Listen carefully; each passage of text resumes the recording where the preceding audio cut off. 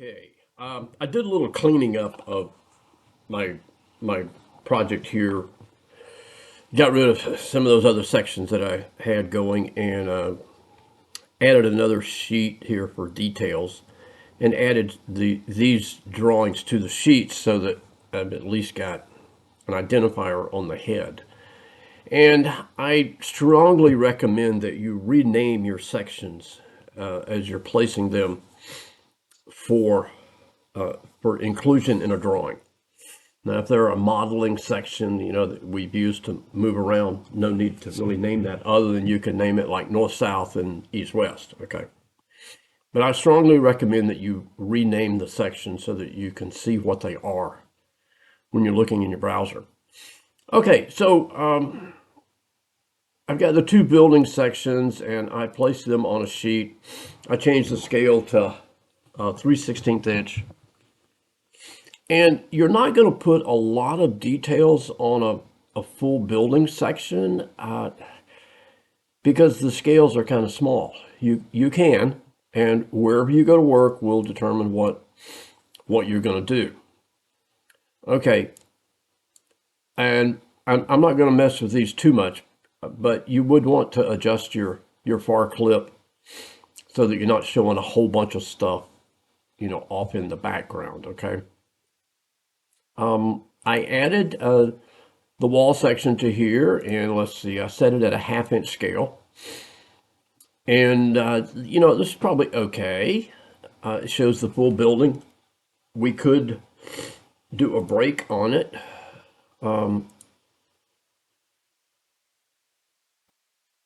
Back to here and do it. So I could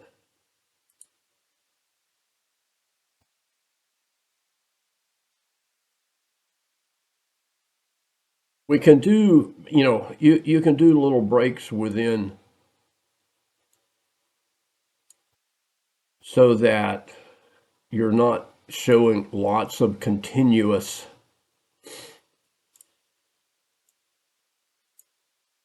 stuff, that's just empty, barren wall.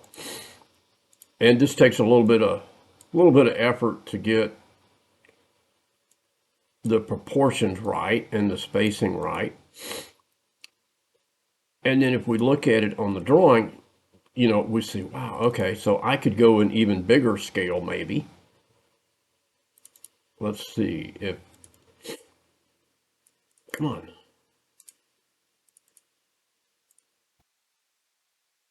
Could I go to 3/4 inch?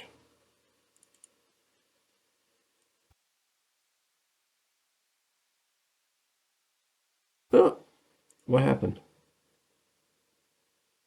Oh, I was still in.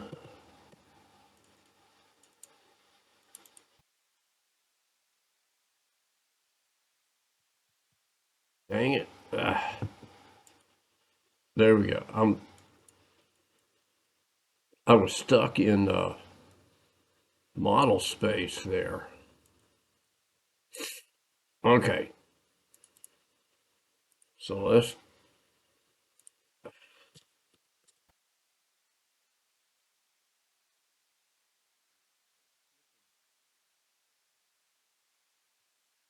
too many things here. What's going on? All right, well, let's go to here. Oh, a closed graphic. There we go. Duh.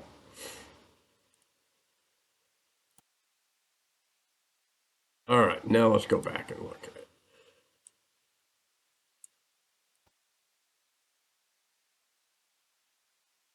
So this is one way you can get an even larger scale onto your drawings.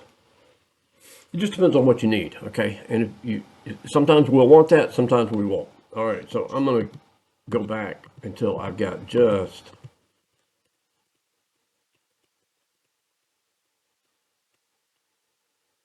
that. All right.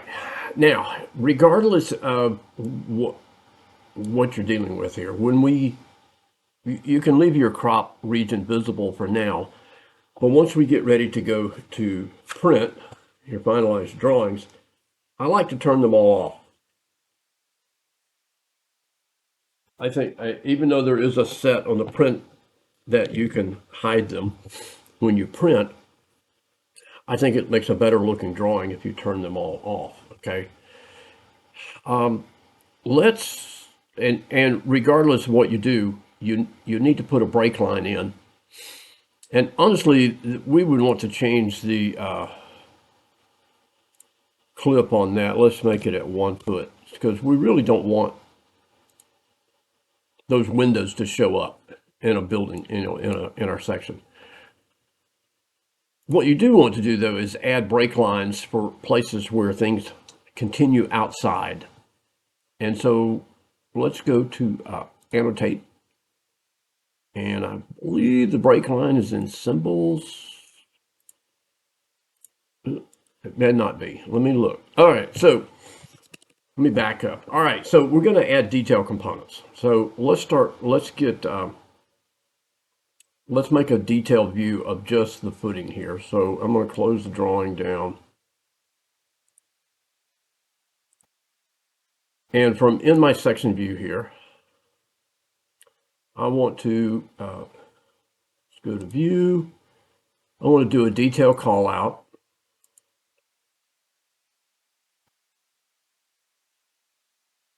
Of the footing.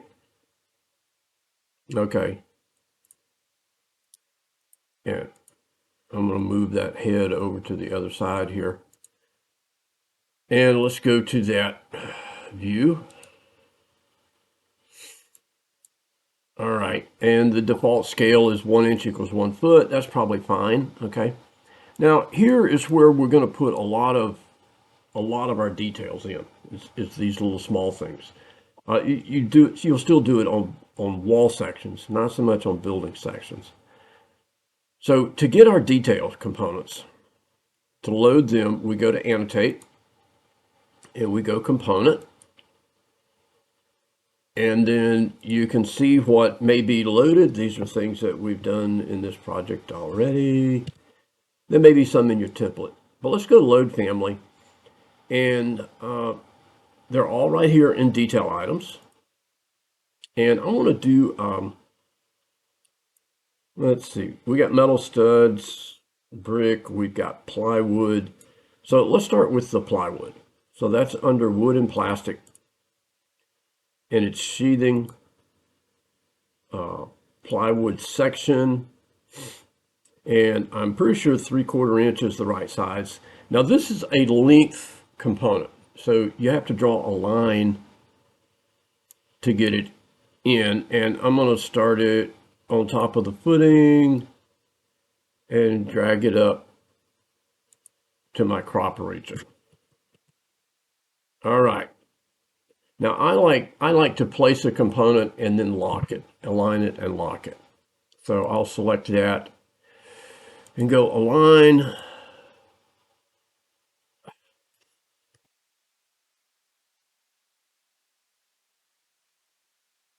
It's not picking. Come on. Oh. Maybe because I'm in a 2D component. There we go. So I'll drag it over and I'll lock it.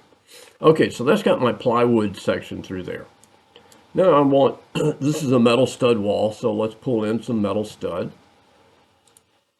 So let's go components, load family. Metal studs is in division 5.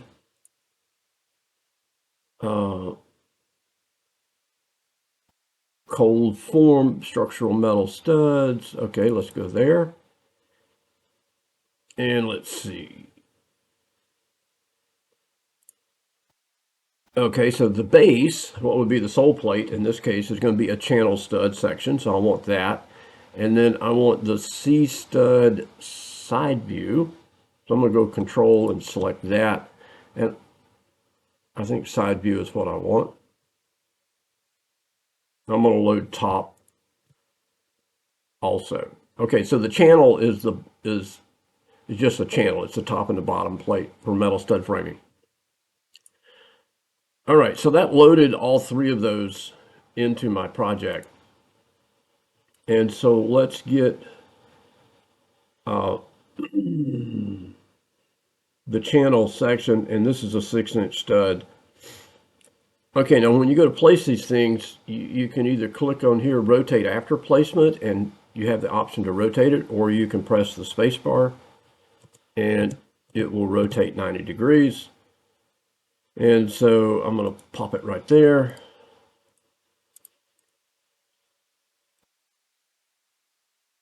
I don't know, well, it gives me the option to lock it when I drag it and drop it. Okay, so now you can see the channel. All right. And now then let's bring in our wall stud.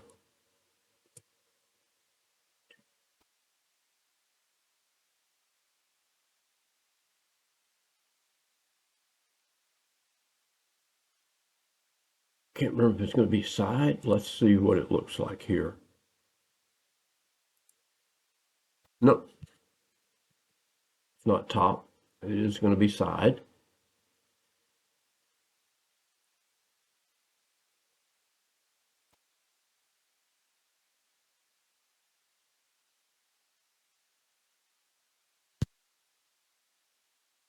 Okay, and so that got those in place.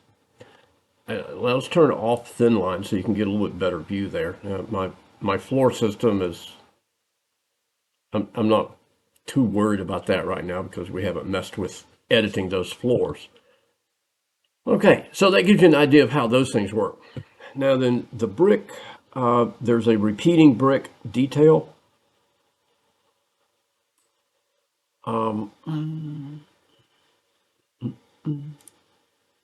Repeating detail component, and brick is one of those normals.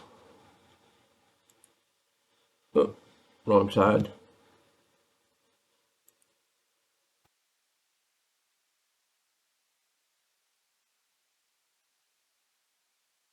Okay, and you can create your own repeating details. Okay, there's brick, CMU. You can do it the other way for like carpet or wood flooring, those kinds of things.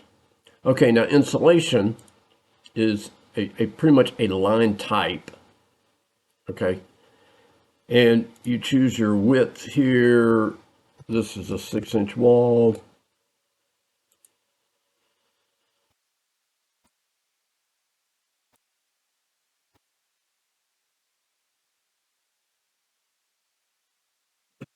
Okay,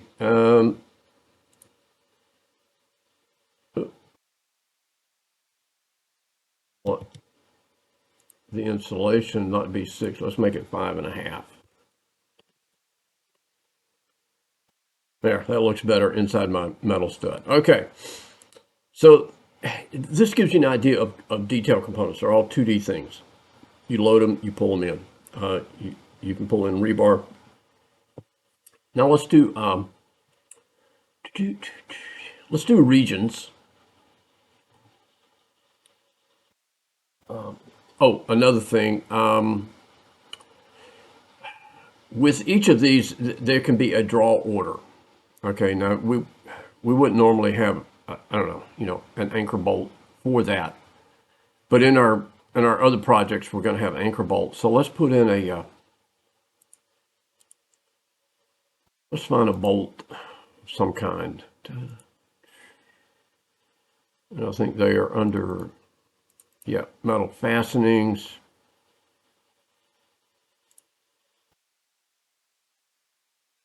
Gusset plates, angle steel base. Yeah, let's just go with that anchor bolt hook side. So I'm going to bring that in. I don't need an 1.5-inch diameter one. Let's go with a smaller one. I don't know, 3/8.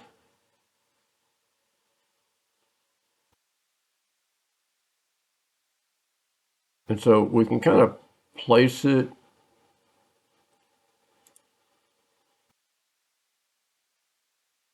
And then you adjust, you can select it and adjust the size of it over here. How long is it? How long is the hook length? Okay.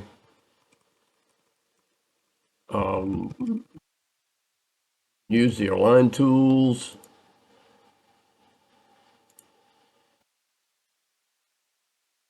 So I'm going to align at the top of that plate. 2, Bottom of the washer, okay. All right, now then, there is a thing here called draw order. And so that put it behind the bad insulation, okay. That puts it in front of the bad insulation. Okay, and normally 2D components, when you put them in, is they will mask over your model. Now this concrete hatch right here comes from our concrete material library, so it's part of the model, but the anchor bolt masks over that. Okay, so it depends on how you place things. You may need to bring some things forward, you may need to send some things back. Okay, now let's look at detail regions. And so we have two different types of regions. We've got a filled region and a masking region. So let's look at filled region. And this is for things like our earth, or, you know, there's the typical hatchings and things. Oh, where is my earth? I'm not seeing it. Weird. Okay. That was strange. Let me look here.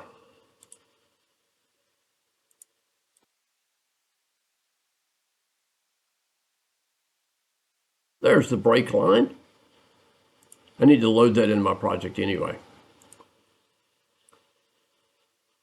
All right, while we're still here inserting, I got to find that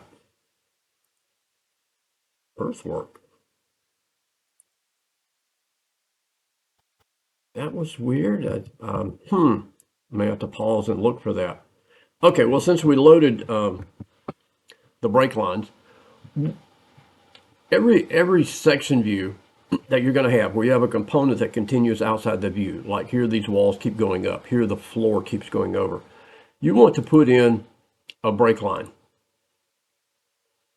Okay, and so now let's place this one, and then let's come over here and rotate that one and place it.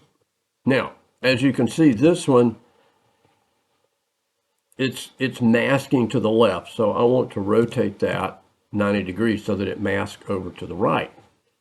And it puts in the nice little break line.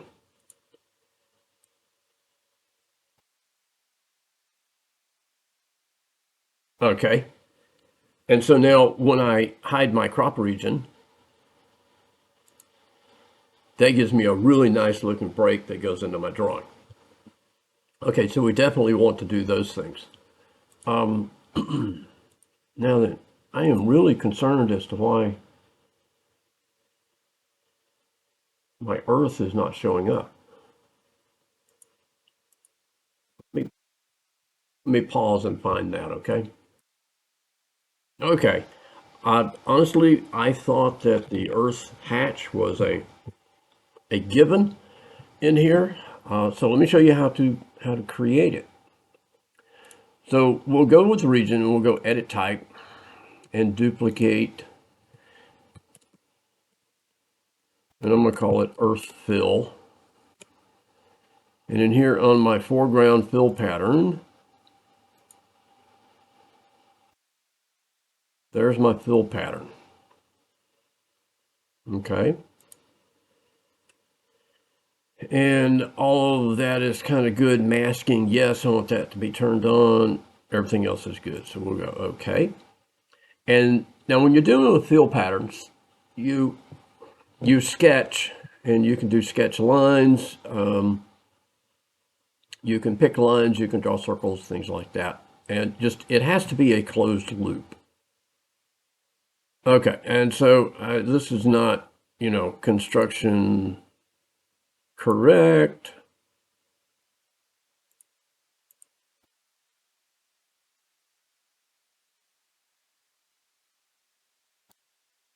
As far as, you know, we wouldn't have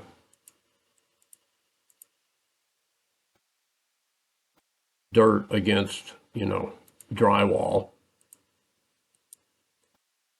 So I'm just blowing through here, and then we close our region. and we say okay. All right, now let's pull that down a little bit more. All right, and so there we've got a filled region, and you can do it with earth, gravel. You can create your own asphalt shingles. You can bring in AutoCAD hatch patterns and do that. Now, another is a masking region, and this is when you may want to hide something. And in this particular case, we're going to use it to create a drain tile. All right, and so I'm going to do a circle, but I want to change my line type here to a wide line. Okay, and I don't know, I'll come over here and place a circle, and we'll say a 2-inch radius.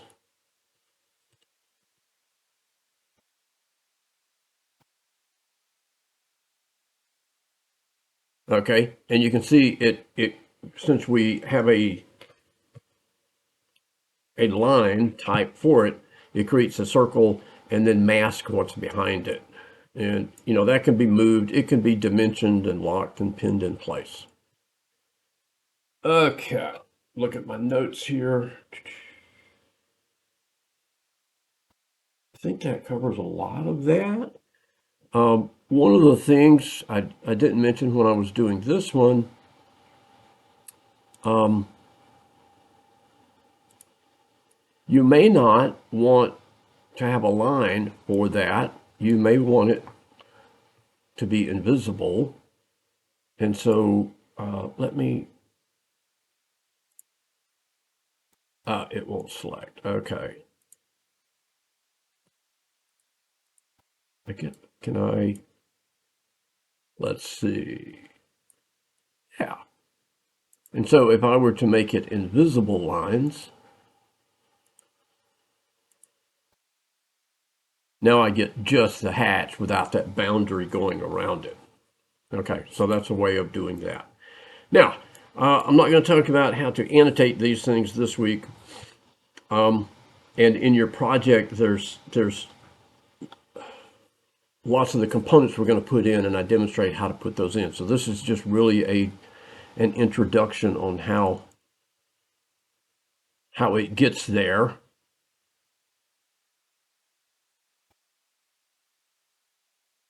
Oh, when did I? Oh, there. Okay. I was looking at it. Oh, where's that at? When I created that, I left it as a building section and said, when I created it, why didn't y'all tell me I messed up when I did that?